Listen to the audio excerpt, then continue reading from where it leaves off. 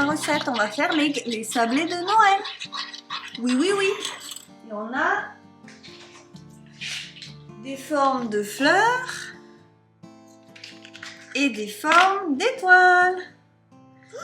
Et oui, mais d'abord, on fait la pâte et on la laisse poser de mémoire. Donc on va la faire au Thermomix. Voilà, donc on va faire un petit peu de cuisine. Oui. Papa, il doux tout ça. Oh, c'est tout doux la farine. Doudou. Oui. Voyons. C'est vrai que c'est doux. Ah, j'ai pas l'habitude de toucher à la farine, moi.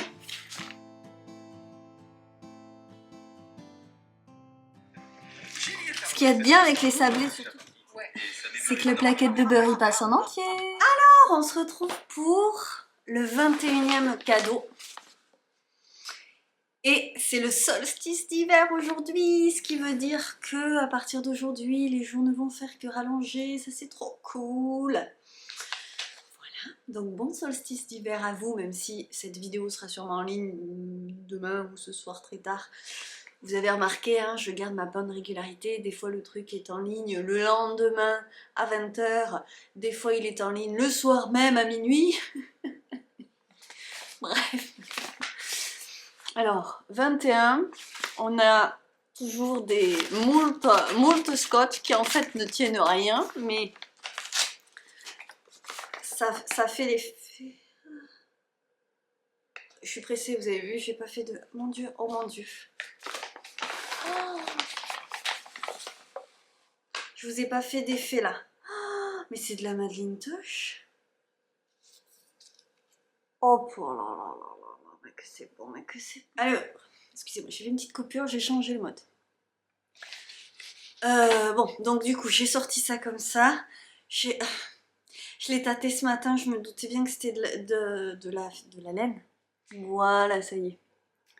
Bon, vous voyez avec une lumière un peu bleue, j'en suis désolée, mais vous voyez à quel point c'est magnifique quand même. Et moi, ça me fait beaucoup penser à la Madeleine Tosh coloris tarte que j'avais déjà tricoté. Alors, single, 100% mérino qui te ressemble. Ce rouge sombre profond qui me fait penser à l'époque où tu vivais à Toulouse. C'est trop joli. Hein. Oui, alors, complètement. Voilà, je me suis fait mon petit stock de ces cadeaux là. Du coup, je ressors celui-là et vous allez peut-être voir, voilà, à quel point je vous disais, c'est pas complètement rouge, c'est plus brique. Quelque chose comme un orangé profond. Oh, c'est tellement beau, je pense que cette année, elle réveille le truc là, je pense que cette année, je vais vraiment revenir à mes couleurs chaudes. Et j'ai en stock un petit peu de rouge. Et je vais me faire plaisir. Je suis tellement bruyante. Je vous assure, ça ressemble vraiment... J'avais fait le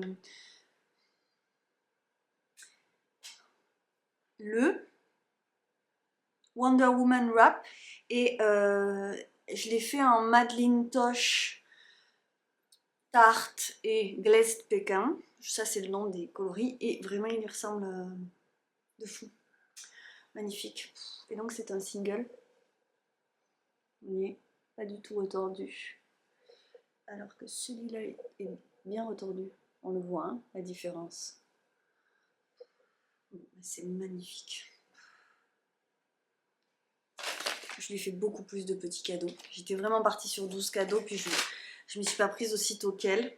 Je suis en train de culpabiliser là. Bon, c'est magnifique. Et alors, je vous parle de couleurs. Ça va bien aller avec la question à laquelle j'ai décidé de répondre aujourd'hui. Parce que je trouve que je suis trop habillée en noir. À une époque, je n'avais plus de noir dans ma garde-robe, ça n'allait pas parce que du coup, trop de couleurs, c'était trop bariolé. Maintenant, j'ai presque plus que ça. Et surtout en tricot, moi en hiver, il me faut au moins de la déca et des petits gilets, des petites choses comme ça, il m'en faut colorer. Et aujourd'hui, j'ai une tenue 100% faite main, ce qui est très rare chez moi parce que je me fais très peu de t-shirts, de robes et compagnie. Donc ça, c'est la robe Isia de l'usine à bulles, qui est une robe en jersey. Très très simple à faire et vous voyez qu'il s'évase tout de suite grandement. Donc moi je l'avais rallongée. Mais franchement je ne voudrais pas l'avoir plus courte parce que là elle arrive au genou. Et moi plus courte c'est pas pratique. J'avoue. je suis quelqu'un qui bouge sans réfléchir, donc pas non plus envie qu'on voit mes fesses. Faut dire ce qui est. Et bon, j'ai ce foulard que vous voyez pas mal dans les vlogs, que je trouve juste magnifique. C'était un foulard à ma grand-mère. J'y tiens énormément. Il se trouve, et vous allez voir si je vous montre l'étiquette, que c'est un Yves Saint Laurent. Ma grand-mère était quelqu'un qui avait beaucoup de goût, qui s'offrait des belles choses. Et vous voyez, il est rose parce que moi je l'ai fait déteindre, parce que je fais tout déteindre. Est-ce que ça vous étonne si je vous dis que je fais tout déteindre? Mon mec fait ses machines à part parce qu'il n'a pas confiance. Ce qui est très bien. Bon. Vous vous rendez compte, combien... C'est mon 3e écheveau, hein. En plus de tout le reste, quoi. Magnifique, magnifique, magnifique. Bon. Et en plus, c'est le fait, ça, quand t'as des cadeaux comme ça, tu les accueilles avec encore plus de bonheur parce que c'est quelqu'un qui me connaît et qui me parle d'avant, et je me dis, ça fait renaître des envies sincères de couleurs chaudes, de choses comme ça. Donc voilà, c'est vraiment un grand bonheur. Vous êtes nombreuses à me dire, dis donc, quelle chance, et que vous sentez qu'il y a une belle relation entre nous. Ben, figurez-vous que le tricot y est pour beaucoup, parce que elle vit quand même en Norvège, et avant ça, elle a été longtemps loin d'ici, hein. Elle n'est pas restée en France bien longtemps après le lycée. Et si, je pense que franchement le tricot et l'amour de fibres, de la laine, tout ça, ça nous a complètement rapprochés. Ça et les réseaux sociaux. Parce que moi j'ai mis beaucoup de temps à me mettre aux réseaux sociaux.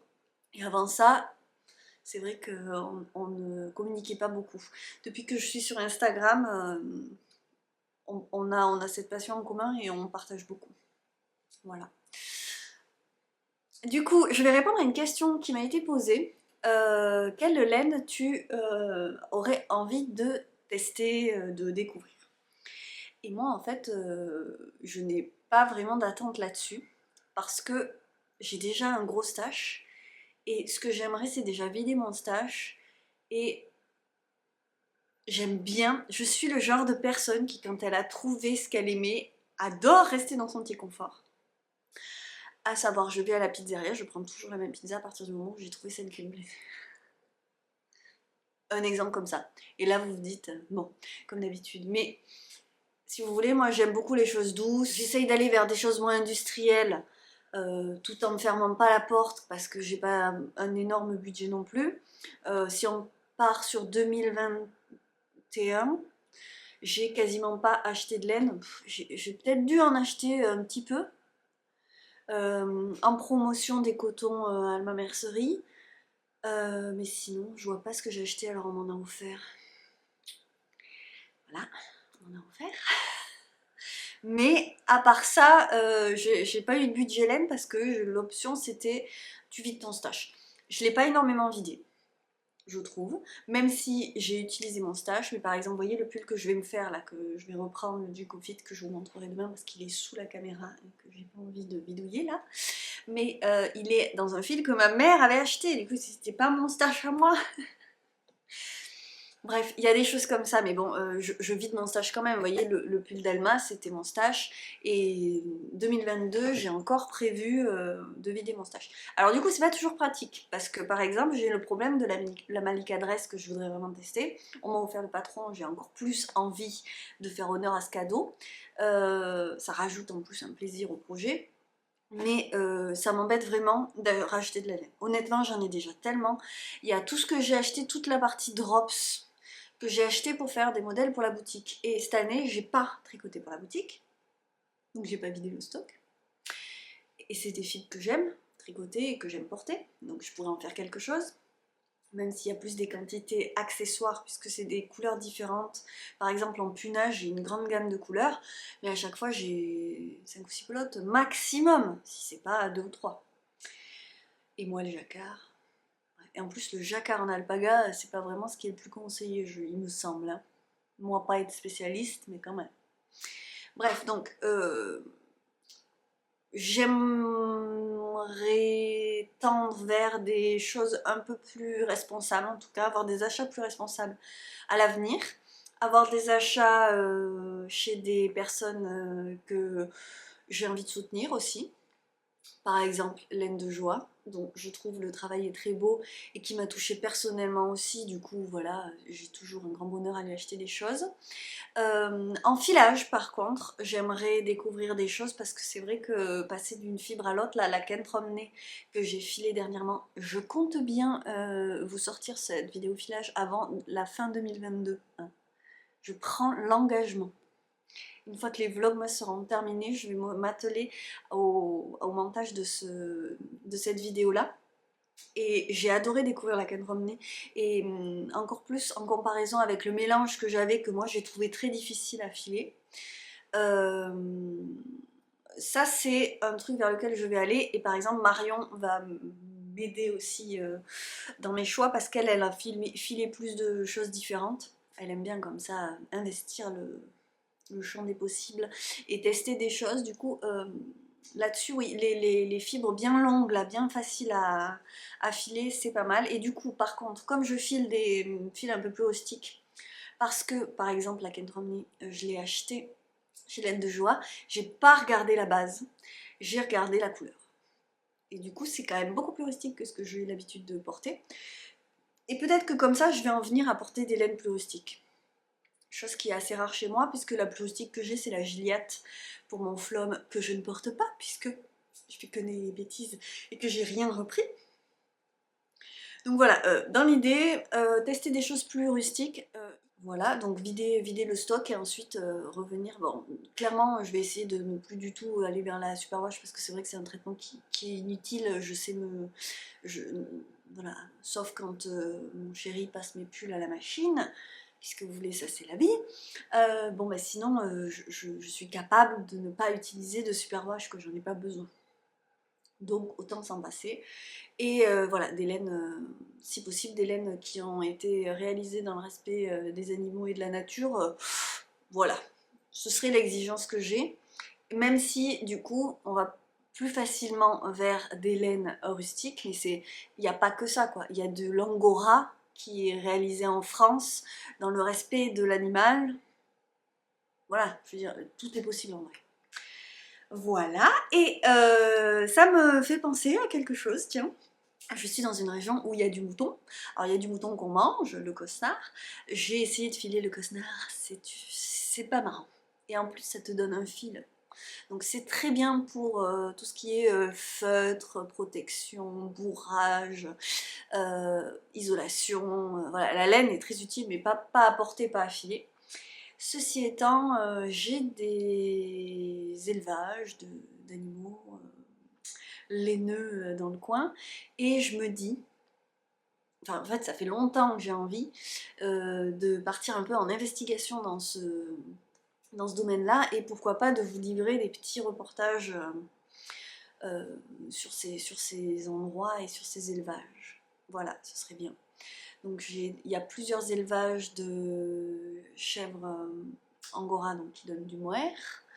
Il y a aussi un élevage d'alpaga, au moins un. Je connais aussi un élevage de mérinos. Donc voilà, j'aimerais bien découvrir vraiment ces fils-là. Même si moi le mohair, j'aime pas ça. C'est pour ça que je suis pas vraiment allée vers ça. Le mohair, moi ça me gratte. Donc c'est pour ça que vous voyez, quand le mohair te gratte, aller vers des laines vraiment rustiques, c'est compliqué. Voilà, donc c'est à voir.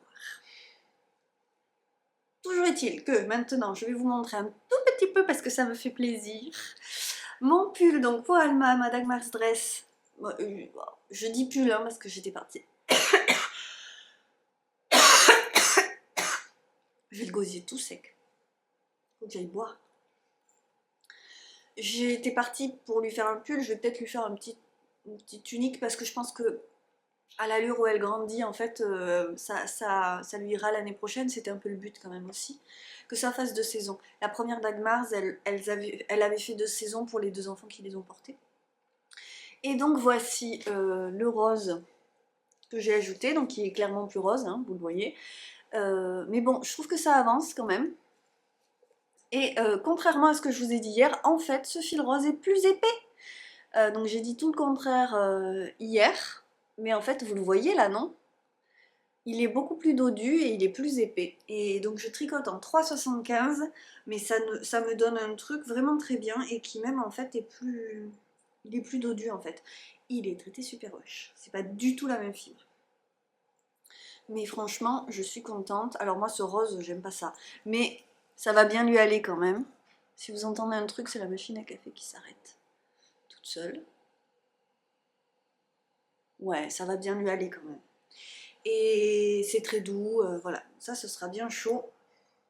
Donc ça avance, ça avance. Et j'essaye de carburer là-dessus. C'est clair. Bon.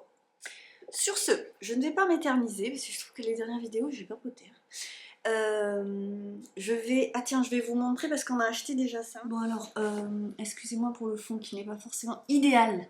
Mais bon, je vais rempoter les jacinthes que j'ai acheté tout à l'heure. Du coup, j'ai acheté des moins fleuris. Pour en profiter plus longtemps, donc celle-là elle est déjà toute penchée. Elle est pas loin de fleurir, elle est bleue aussi. Et donc, j'imagine que les peaux correspondent aux couleurs. Normalement.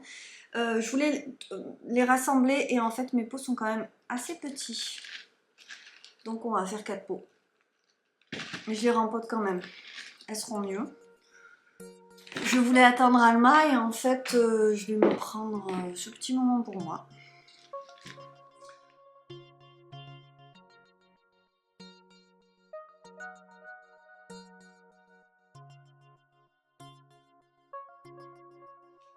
Hop, donc j'ai mis de la pouzzolane.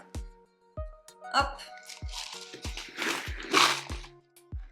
Regardez, celle-là, elle a une grande fleur, moyenne, petite, et celle-là, elle sèche un peu. Je vais essayer de la rattraper.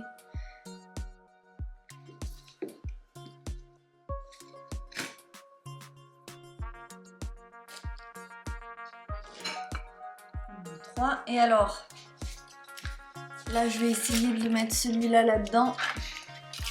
J'ai mis de la pouzzolane et en fait, vous voyez, là, il y a quand même un trou. Hop, juste au niveau du bec. Et je me dis que je pourrais peut-être enlever l'eau comme ça quand même. Donc, je vais tenter.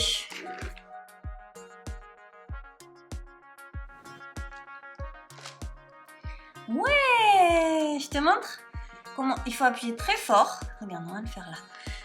Très fort, tu vois, tu appuies fort, fort, fort. Et... Waouh, trop beau.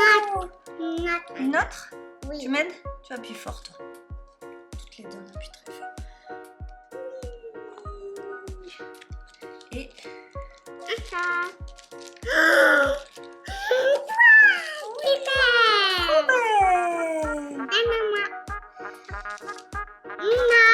Une autre, ici, vas-y.